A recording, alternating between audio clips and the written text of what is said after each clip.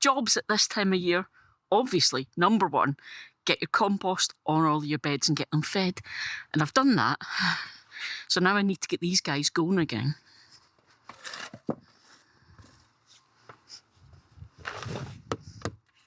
Now, luckily,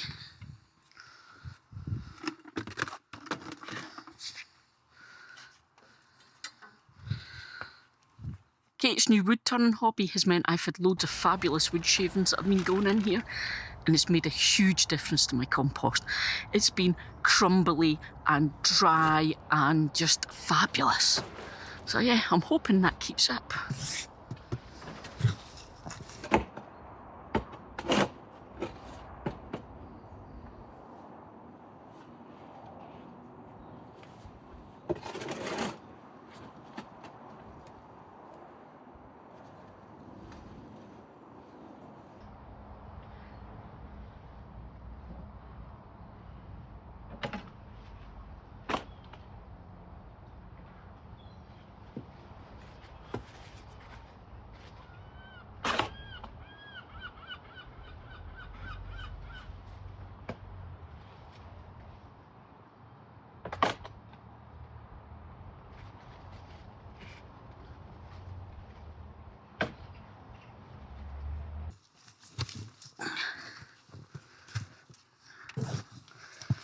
So the very last cut of the lawn of the season is in here, and all the trimmings from the garden, and I've just added a big chunk of wood chip.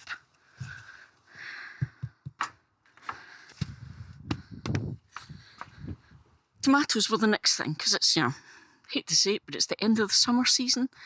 You know, I cut back my peppers, tomatoes too. I've still got heaps of tomatoes out here, but given we're halfway through September, the chances of me getting any new ones like these green ones to ripen are kind of slim.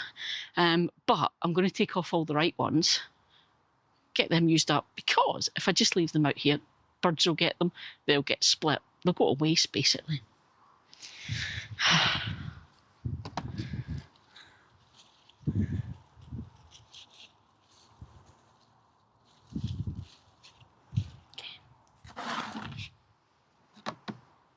Now, one of the big issues is trying to find anything, because a lot of these little dwarf plants, they're quite compact and quite a lot of leaves get in the way.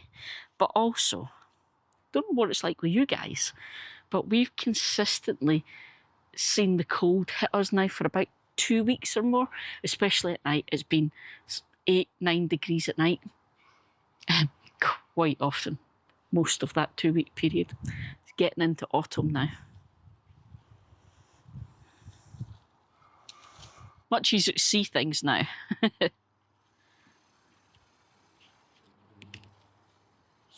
So I'm quite liking these. So if you remember all the different types of tomato I grew, I'm loving these little guys. These are Tiny Tiger. Now, not many of these are ripe by the looks of things. These are the Blausimer tomat. They're ripe when they start to get this kind of reddish blush, purple on top still. A lot of them are still purple and green though, so not ripe.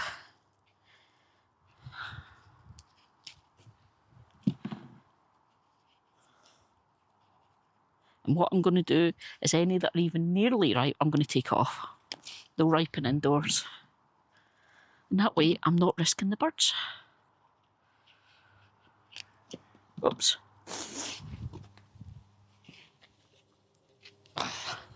Defeats the purpose when I pull the green ones off the plant.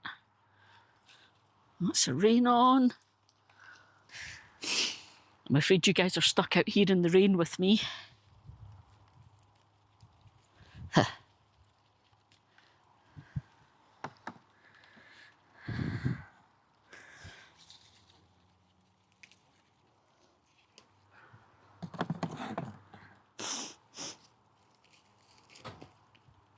Oh, I'm knocking them off.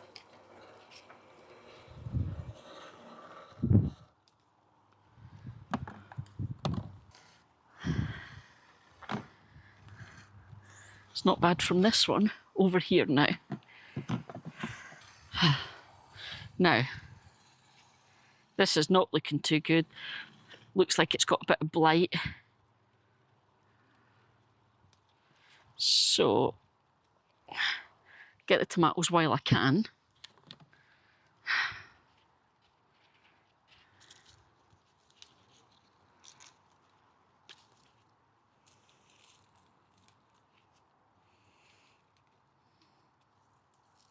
So this is the little Aztec golds.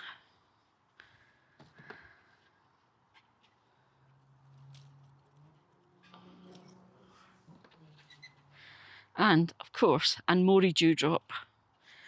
It's looking quite poorly, this one. But this little guy's been producing tomatoes since early June.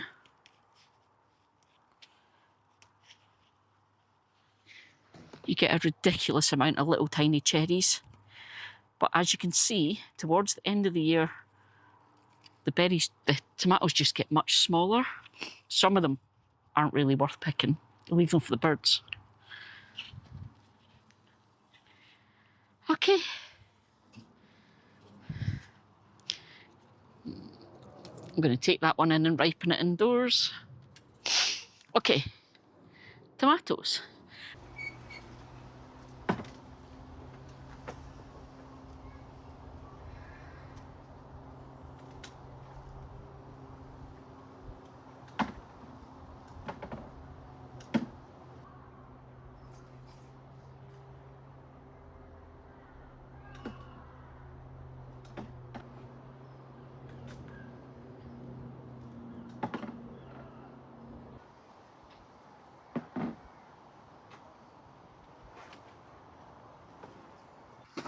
Okay, one last thing then, before I get started on the next thing that involves a hori-hori.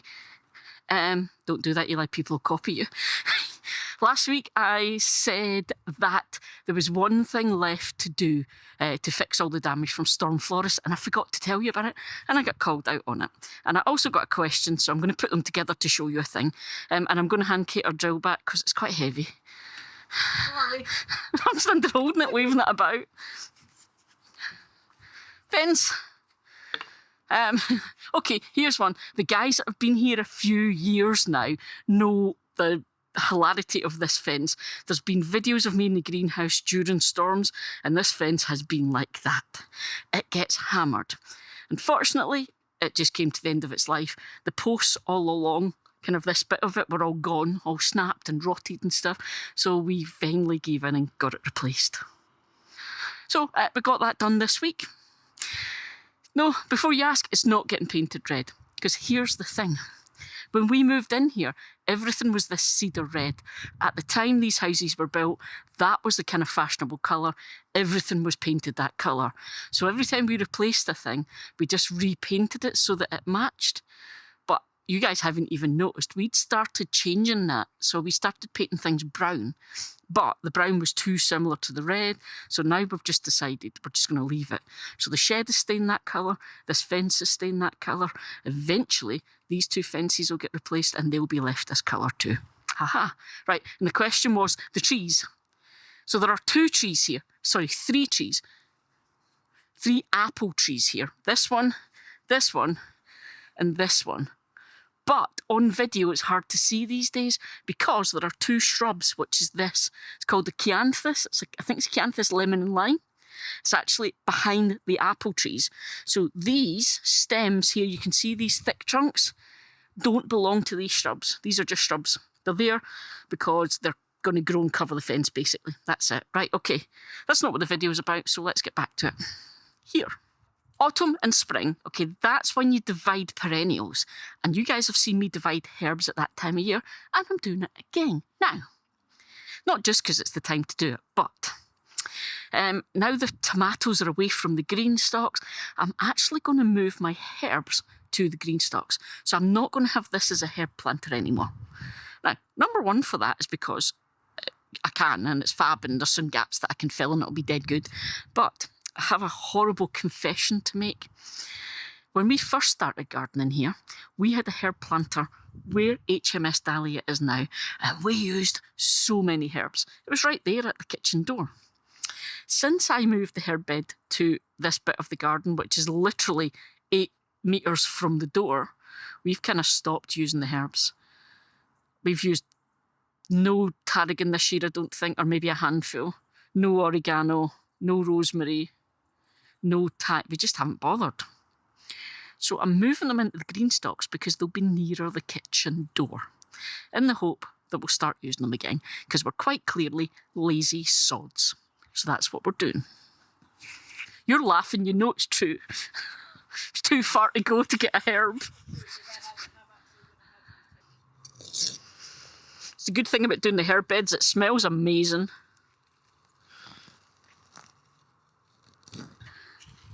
So we do have plans for what we're going to do with this planter. Because the thing is, you guys only see this bit at the front, but it's actually about that deep at the back. It's quite a big, sizable planter. And as soon as I said I was moving the herbs, Kate literally did this. She wants a cosmos all here in front of her shed. She wants her cosmos back. So that's what she's getting. So there's nothing exciting going on here. All I'm doing, I've loosened around this tarragon. And I'm just cutting around that root ball. So the reason you do spring and autumn is because the plants are still growing, but not overly vigorously. So if you do this in summer, plants are really, really going for it. It's hot, it's dry, they might suffer. Spring and autumn, it's a bit cooler. The plants are slowing down. There's more moisture, it rains more. There's more chance of the plant surviving. Because it can grow enough to heal itself.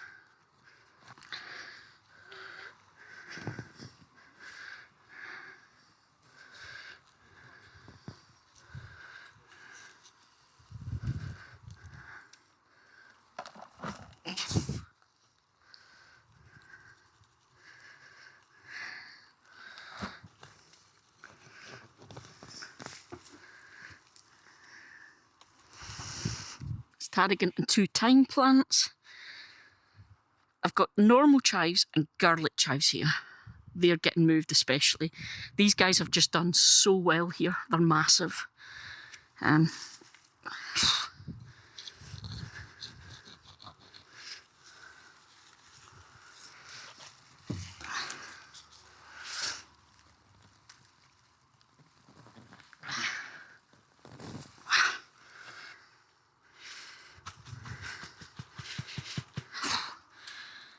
thought that was never coming out. 2 plants I'm not putting in the green stock is the rosemary and the oregano, because these are actually shrubs. These guys will grow to big shrubs, and they're not going to really thrive in the green stock.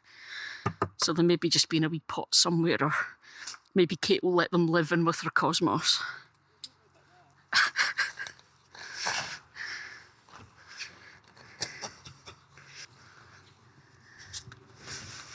Oh. Oh yeah, you're getting divided.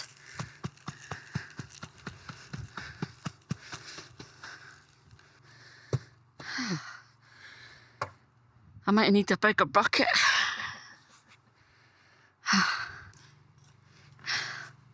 First things first, I need a mix for the green stalks. I know I haven't done anything in advance today.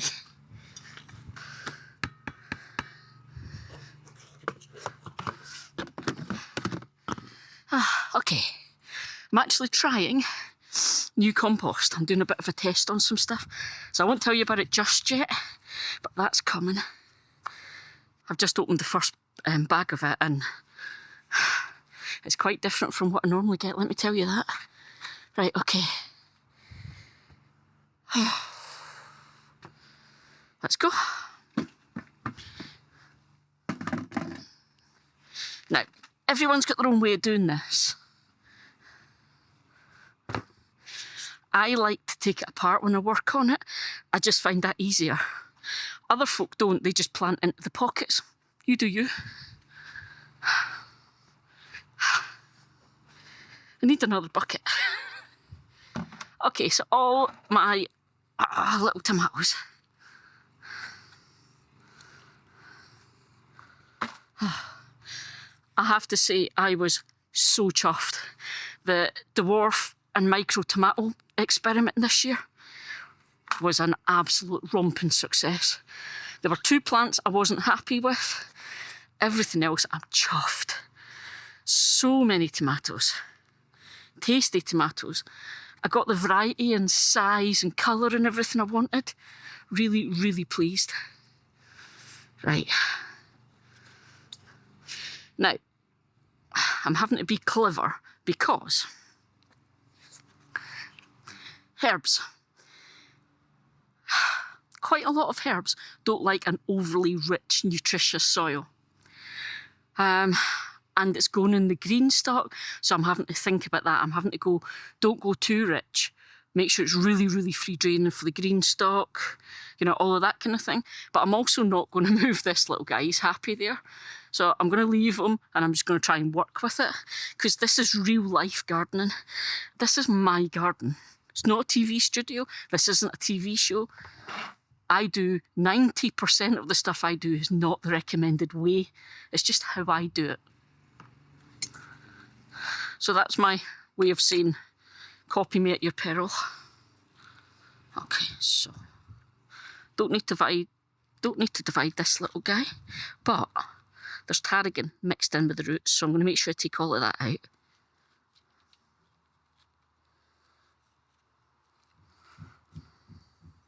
So I've got 2 types of thyme I like. There's the standard thyme, but I also like lemon thyme. That's my favourite.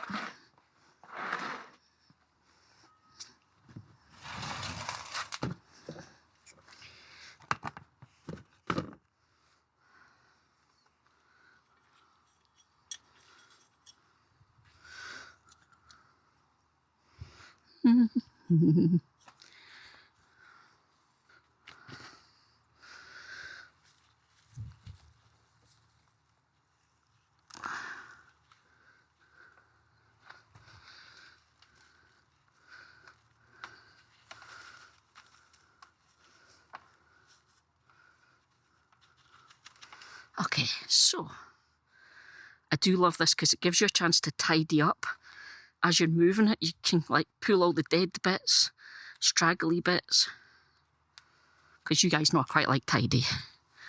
Right. Nice small bunch of my garlic chives. Now, I'm not going to replant all of the garlic chives in here. Kate loves them for the flowers, so we're actually going to put them around the garden as flowers, because it's just alliums.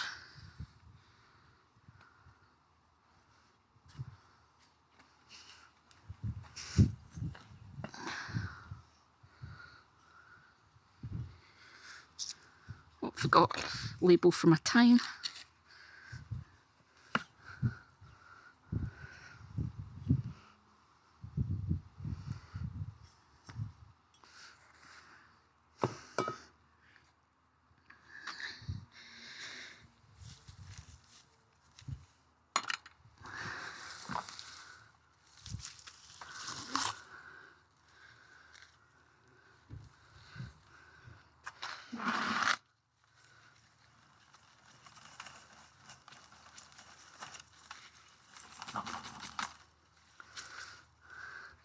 So, pruners.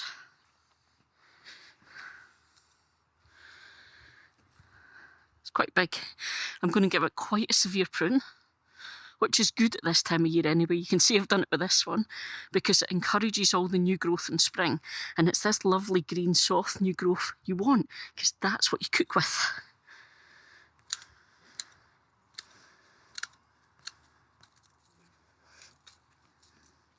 And I'm not doing anything fancy here. I'm literally hacking it away.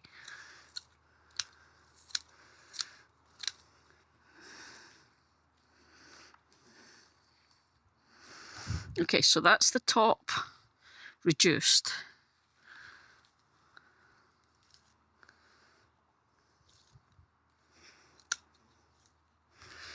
Now I'm actually going to do the same with the root ball, just a little bit.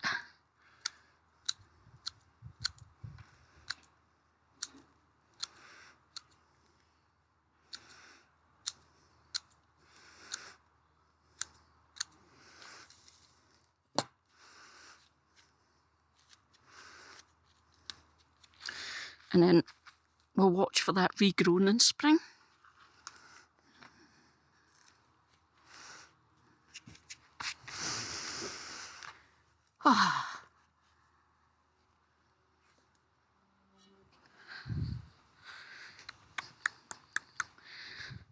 Right, this one's going to be a bit different. I'm going to put my tarragon in here. Now here's the thing. I'm going to split it and I'm going to put some in the greenhouse over winter just in case. The reason being, for the last few years, the tarragon has done fine over winter in the herb bed. But I don't know if that's because it is so deep and it was so buried that it kept it nice and safe, and it's also in a really sheltered spot. I don't know how it's going to do here, so I'm just going to hedge my bets and have a plant in the greenhouse in case this doesn't work and the plant dies over winter.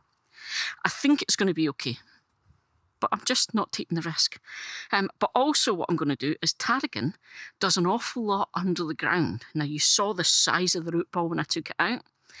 It's because this is French tarragon and you can actually propagate it from those nice, thick, juicy roots. It puts out lots of new shoots and it goes underground and it moves around, and it'll fill this if it does well here. And I'm quite happy for it to do that. So what I'm going to do is I'm going to leave this little guy because he was here, but I'm going to put this in and leave it, and it's the only other plant that's going to go in here. And I suspect if I leave it, you're going to find over a couple of years that it's going to start popping out of all these pockets where it finds light, because it will just spread and move. So tarragon's the only thing getting added.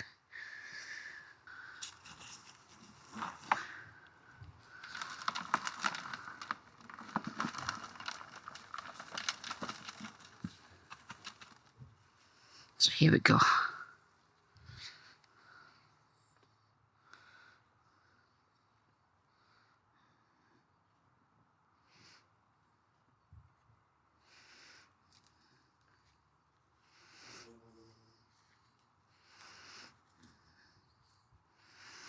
Make sure it knows where the light source is.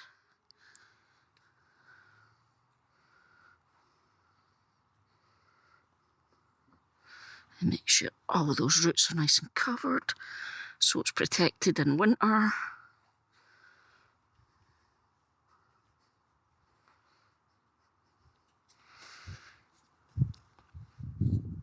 And I'm still going to make sure that this whole tier is full and level.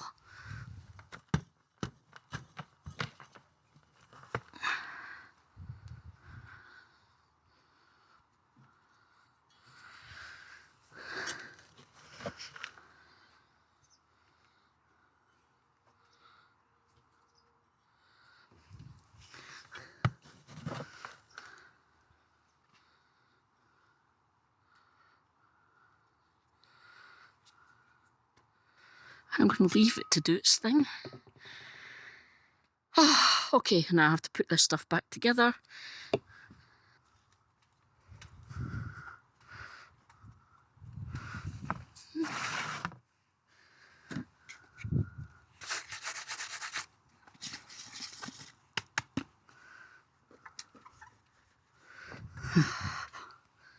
This bit's always fun when you're on your own.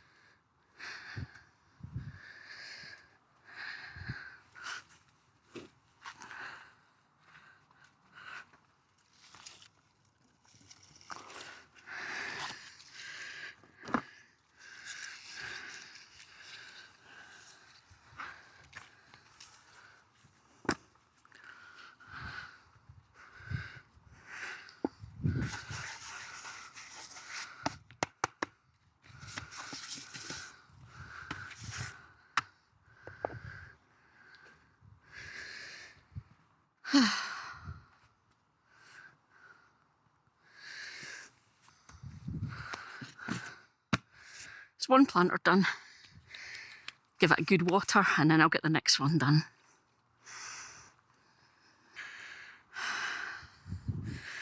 Oh, knackered. Right. Heights. Chives and garlic chives. I'm going to actually put a level down.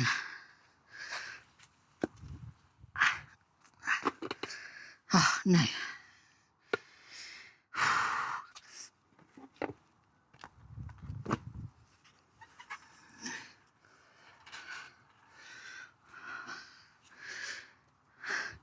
That never happens, I'd just like to say. Never do I get that on first time like that. That was a one-off. Right,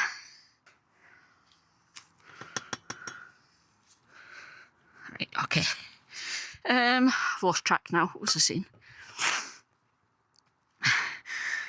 Oh, so there are still quite a few empty pockets coming into winter.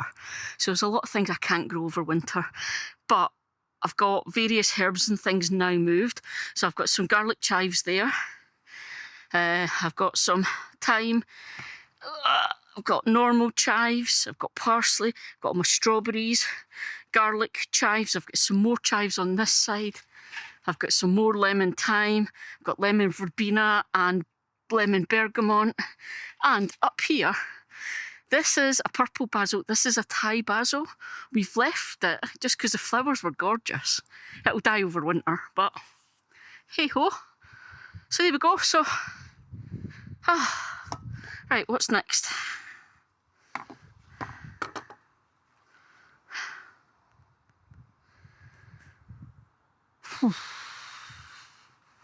So that's the jobs this week. See you next week.